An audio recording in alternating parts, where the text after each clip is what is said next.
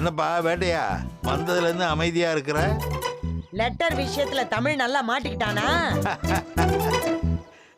மீனாட்சி அவ அப்பா முகத்திலே காரி துப்பியிருப்பாளே. அவ அப்பா சட்டையை பிடிச்சு இழுத்து நாரா கிழிச்சிருப்பாளே. நாக்க பிடிங்கிற மாதிரி நான் ஒரு வார்த்தை கேட்டிருப்பாளே. இனிமே நீ அப்பனே இல்லன்னு சொல்லி அவனை வீட்டை விட்டு துரத்தி இருப்பாளே. என்னப்பா அமைதியா இருக்கிற? நீ சொல்றதை கேட்கறதுக்கு நாங்க எவ்வளவு ஆர்வமா இருக்கிறோம் தெரியுமா? Come on, tell me what happened.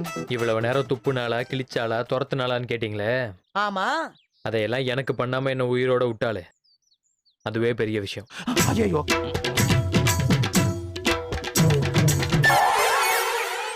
என்னப்பா சொல்ற? என்ன நடந்துச்சு?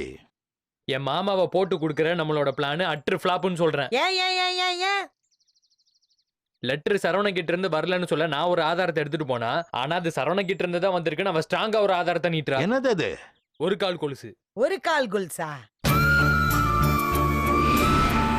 இந்த லெட்டர் சரவண கிட்ட இருந்து தான் வந்திருக்குன்னு நிரூபிக்கிறதுக்கு என்கிட்ட ஆணித்தரமா இன்னொரு ஆதாரம் இருக்கு.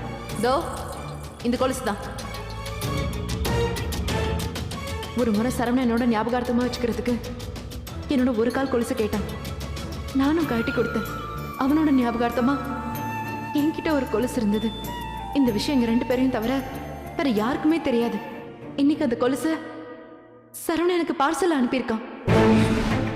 இப்படி ஒரு கொலுசு இருக்கிறதா சரவண எங்க கிட்ட சொன்னதே இல்லையே. அதான் அவ தெளிவா சொல்றாளே, அது அவளுக்கும் சரவணனுக்கும் தவிர யாருக்கும் தெரியாதுன்னு.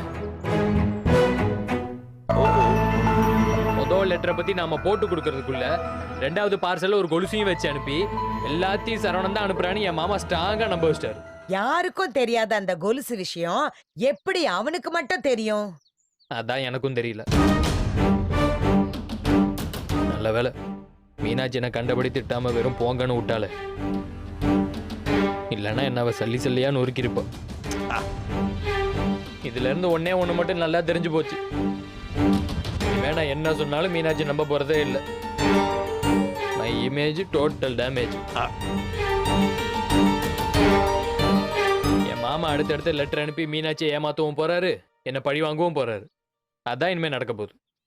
தமிழ், நீ ஆட்டைய வேற மாதிரி ஆடுற. நானும் உன் ரூட்லயே வந்து உன்னை கேட்ச் பண்றேன் பார். ஏங்க என்னங்க பண்ண போறீங்க? ஒரு பேடு பேப்பர் பேனா எடுத்துட்டு வா. எதுக்குங்க? எடுத்துட்டு வாமா. சரிங்க. என்ன பண்ண போறீங்க? உன் மாமன் பண்ணதுதான் நானும் பண்ண போறேன். என்னது? மீனாட்சிக்கு சரவண எழுதுன மாதிரி ஒரு லெட்டர் எழுத போறேன். கையெழுத்து வச்சு மாட்டிக்க மாட்டீங்களா? சரவணன் கைய பிடிச்சி முதல்ல நெல்லுல ஆ எழுத கத்து கொடுத்து நான் தான்டா. இன்ஃபேக்ட் எங்க 2 பேர் கையெழுத்தும் ஒரே மாதிரி தான் இருக்கும் தெரியுமா? சரி, லெட்டர்ல ஒட்ட கனடா நாட்டு ஸ்டாம்ப் வேணுமே. ஆஃப்டர் ஆல் தமிழ்கிட்டயே அந்த ஸ்டாம்ப் இருக்கும்போது I am a citizen of Canada. என்கிட்ட இருக்காதா? சரி, அப்படி என்ன எழுத போறீங்க? Wait and see. இந்தாங்க. Thank you, sir.